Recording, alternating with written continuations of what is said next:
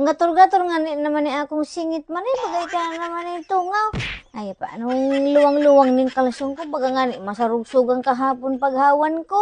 O naman ay, pagbakar na to, deserve mo man yan. Sinakit ka man baga ning pakihawan dun sa uma kahapon. Kung pwede, sana baga manay na magbakar ning bago, di ko ta na nagbakar na ako, kasi isip ko manay, buko man dahil sa nagsakit kita, deserve na nato magparabakar-bakar ning kunyan.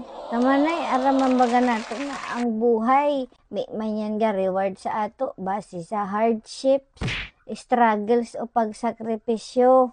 Ga reward yan base sa resulta. O may mo naintindihan na patal ka. Tatawan ta kaning sa dong halimbawa, sa dong estudyante.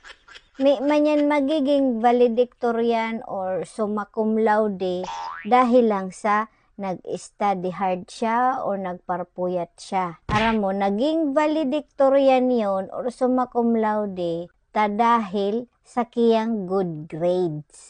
Naintindihan mo na? Awan to, ka pa rin sa dong example. So, halimbawa, sa trabaho. So, ang sadong empleyado, may manyan mapopromote buda tataasan ang sahod dahil lang sa nagtrabaho siya ning long hours or agap siya magloog.